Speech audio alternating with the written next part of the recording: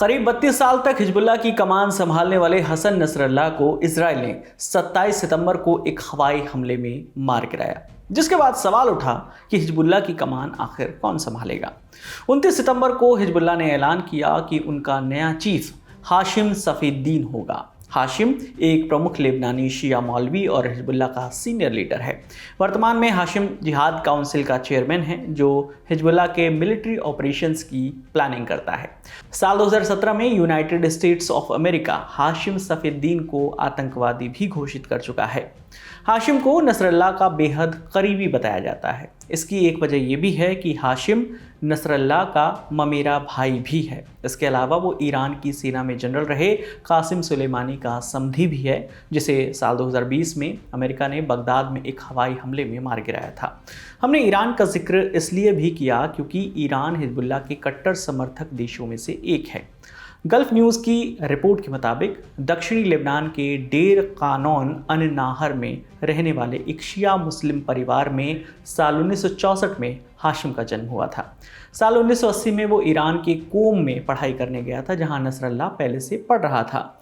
यहाँ पहुंचकर हाशिम ने नसरल्लाह के साथ ही अपनी पढ़ाई पूरी की। हालांकि हाशिम के आने के कुछ समय बाद ही नसरल्लाह लेबनान वापस चला गया, जहां उसने हिजबुल्लाह को ज्वाइन कर लिया था। नसरल्लाह के हिजबुल्लाह में शामिल होने के कुछ समय बाद साल 1982 में हाशिम ने हिजबुल्लाह की काली पगड़ी पहन ली। हालांकि हिजबुल्लाह में शामिल होने के बाद भी हाशिम अपनी पढ़ाई पूरी करने के लिए कोम वापस चला गया, लेकिन साल 1990 में हाशिम को ईरान से अचानक वापस बुला लिया गया। इसके बाद वो हिजबुल्लाह में पूरी तरह से सक्रिय हो गया। हाशिम को हिजबुल्लाह के एग्जीक्यूटिव काउंसिल का हेड बनाया गया। इसके बाद से वो हिजबुल्लाह के राजनीतिक मामलों को भी मैनेज करने लगा।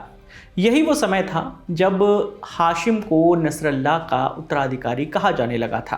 नसरल्लाह की तरह हाशिम को भी लोग उसके राजनीतिक हस्तक्षेप और तेज तर्रार होने और साथ ही जोशीले भाषणों के लिए जानने लगे थे।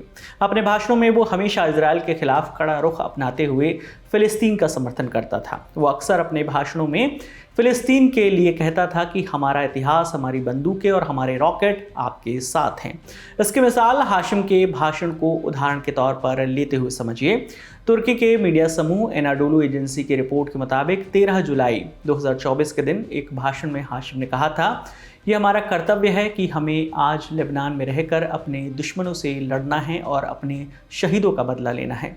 हम अपने शहीदों का बदला लेने के लिए सब कुछ कुर्बान करने के लिए तैयार हैं। हमें विश्वास है कि अल्लाह हमें जीत दिलाएंगे, जैसे उन्हें हमें साल 2006 में दिलाई थी।